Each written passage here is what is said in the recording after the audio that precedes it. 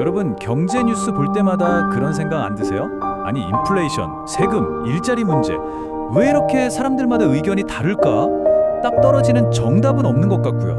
오늘 우리가 할 이야기는요. 바로 이런 논쟁들이 사실은 수백 년에 걸쳐 이어진 거대한 아이디어의 역사와 깊숙이 연결되어 있다는 겁니다. 자, 같이 한번 들어가 볼까요? 경제학 하면 딱 떠오르는 게 뭐죠? 아마 많은 분들이 이런 복잡한 그래프랑 수식을 떠올리면서 머리 아프다 하실 거예요.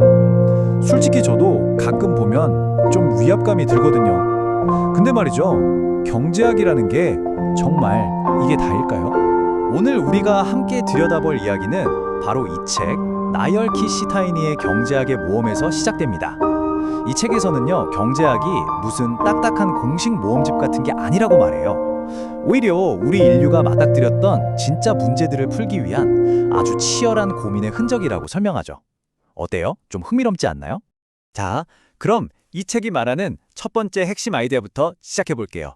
이게 아주 중요한데요. 뭐냐면 경제학적인 생각들이 그냥 하늘에서 뚝 떨어진 게 아니라는 거예요.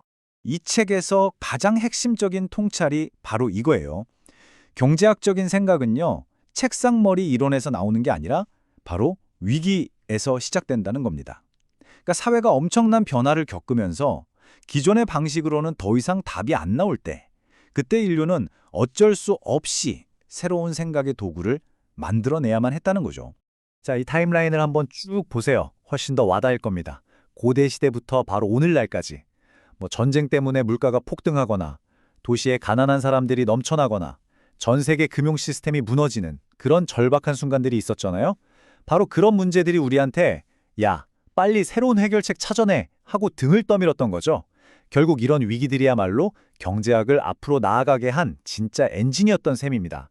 그래서 이 책에서는 경제학을 도구 상자 같다고 표현해요. 이게 무슨 말이냐면 모든 걸 해결하는 마법의 열쇠 같은 게 아니라 시대가 바뀔 때마다 우리에게 던져지는 새로운 문제들을 풀기 위해서 하나씩 하나씩 채워놓은 도구들의 모음이라는 거죠. 어때요? 되게 현실적인 비유 아닌가요? 자, 그럼 이제 두 번째 이야기로 넘어가 보겠습니다. 여기서는 부라는 것에 대한 생각이 180도 완전히 뒤바뀌었던 그야말로 혁명적인 시대를 들여다볼 거예요. 바로 고전 경제학이 탄생하는 순간입니다. 여기서 정말 엄청난 생각의 전환이 일어납니다. 이전까지 사람들은요, 상업이란 건 정해진 크기의 파이를 놓고 누가 더 많이 뺏어오나 하는 제로섬 게임이라고 생각했어요. 그런데 새로운 생각을 가진 사람들이 나타나서 아니다, 우리가 힘을 합쳐서 생산성을 높이면 이 파이 자체를 키울 수 있다고 주장한 거죠. 다시 말해, 누군가가 져야 내가 이기는 게 아니라 우리 모두가 함께 부자가 될 수 있다는 거였어요. 와, 이건 정말 세상을 뒤집는 생각이었죠. 그리고 바로 이 새로운 생각, 이 새로운 논리가 근대 자본주의가 폭발적으로 성장할 수 있는 일종의 연료가 되어준 겁니다. 마치 이 이미지처럼 거대한 변화의 톱니바퀴들이 딱 맞물리면서 세상을 움직이기 시작한 거죠. 고전 경제학자들은 시장에 어떤 보이지 않는 힘 같은 게 있어서 이 복잡한 사회가 알아서 잘 굴러가게 만든다고 봤어요. 예를 들어 사람들이 각자 자기가 잘하는 일에 집중하는 노동 분업을 하니까 생산성이 엄청나게 올라가고 또 개인의 이익을 좇는 인센티브가 결국 사회 전체를 움직이게 하고, 그리고 가격이라는 게 단순히 숫자가 아니라 지금 뭐가 부족하고 뭐가 넘치는지 알려주는 신호등 역할을 한다는 걸 밝혀낸 거죠. 근데 여기서 진짜 재밌는 게 있어요. 이 초창기 경제학자들이라고 해서 시장이 최고야, 정부는 빠져, 이런 시장 만능주의자들은 아니었다는 거예요. 이 사람들도 독점 기업이 생기는 거나 가난한 사람들 문제에 대해서 엄청나게 고민했고요. 정부가 어디까지 개입해야 하는지를 놓고 치열하게 싸웠습니다. 어때요? 지금 우리가 하는 고민이랑 되게 비슷하지 않나요? 자, 이제 경제학은 또 한 번 변신을 합니다. 이전까지는 숲 전체를 보던 망원경을 썼다면 이제는 나무 하나하나를 들여다보는 현미경을 쓰기 시작한 거죠. 바로 수학이라는 아주 날카로운 도구를 가지고 개인의 선택을 분석하기 시작한 시대입니다. 여기서 아주 큰 변화가 생겨요. 경제학의 관심사가 사회 전체에서 한 사람의 선택으로 확 좁혀집니다. 왜 그랬을까요? 예를 들면 이런 거예요. 아니, 사람이 사는데 꼭 필요한 물은 왜 이렇게 싸고 없어도 그만인 다이아몬드는 왜 그렇게 비싼 거야? 이런 질문들. 기존의 이론으로는 설명이 잘 안 됐거든요. 바로 이런 수수께끼를 풀기 위해서였죠. 이때부터 경제학은 현실을 아주 단순하게 만든 모델이라는 걸 쓰기 시작해요. 이 표를 보시면 모델은 분명히 장점이 있어요. 복잡한 현실에서 핵심적인 관계를 딱 보여주고 어떤 주장이 맞는지 틀리는지 테스트해 볼 수도 있게 해주죠. 근데 한계도 명확해요. 모델이라는 게 원래 현실을 단순화하다 보니까 사회 제도라든가 권력 문제 같은 중요한 것들을 일부러 빼놓고 계산하거든요. 그러다 보면 당연히 현실과는 전혀 다른 엉뚱한 답이 나올 수도 있다는 거죠. 자, 시간은 흘러 20세기로 넘어옵니다. 이제 경제학은 완전히 새로운 차원의 문제랑 마주하게 돼요. 작은 시장 하나가 아니라 나라 경제 전체, 아니 세계 경제 전체를 뿌리째 흔들어버리는 엄청난 위기라는 새로운 적과 싸워야 했죠. 그 위기가 뭐였냐? 바로 대공황이었습니다. 이 어마어마한 충격은 기존의 경제학 이론으로는 도저히 설명할 수도 해결할 수도 없는 문제였어요.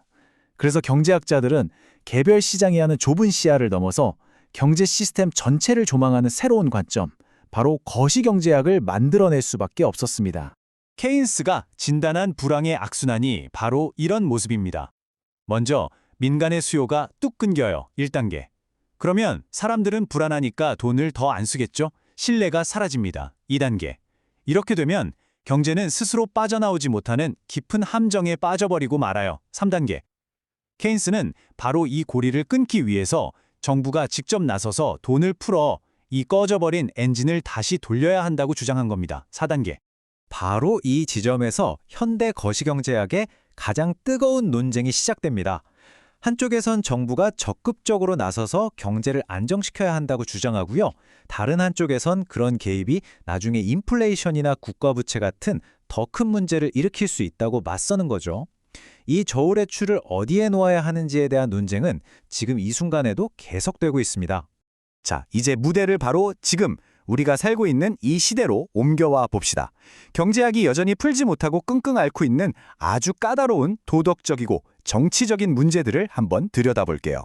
이 그래프가 어쩌면 지금 우리 시대의 가장 큰 질문을 던지고 있는지도 모릅니다. 뉴스에서는 맨날 경제가 성장했다는데 왜 내 지갑은 그대로지? 이런 생각 다들 한 번쯤 해보시지 않았나요? 바로 이 지점, 이 거대한 단절이 오늘날 불평등 문제의 심장부라고 할 수 있습니다. 그래서 요즘 경제학 논쟁은 이렇게 복잡한 질문들로 가득 차 있어요. 세계화의 이익을 어떻게 나눠야 하는지, 적절한 임금과 세금 수준은 어디인지, 성장을 위한 효율과 사람들을 보호하는 복지 사이에서 어떻게 균형을 잡을 건지, 이런 문제들은요, 더 이상 계산기만 두드려서 답이 나오는 게 아니에요. 우리가 어떤 사회에서 살고 싶은지에 대한 깊은 가치 판단과 윤리적인 고민을 필요로 하죠. 그리고 이런 새로운 질문들에 답하기 위해서 경제학도 계속해서 진화하고 있습니다. 구독 경제나 플랫폼 기업처럼 과거에는 상상도 못했던 새로운 비즈니스들이 나타나고 또 이걸 설명하기 위한 새로운 이론들도 끊임없이 개발되고 있죠. 결국 이 책이 우리에게 던지는 가장 중요한 메시지는 바로 이거라고 생각합니다. 경제학은 실험실에서 만들어진 완벽한 과학이 아니라 계속해서 변하고 발전하는 인간적인 이야기라는 것. 겸손한 자세로 역사를 돌아보고 데이터도 꼼꼼히 살피고 동시에 사람들이 실제로 어떻게 살아가는지에 귀를 기울여야 하는 끝이 없는 대화라는 거죠.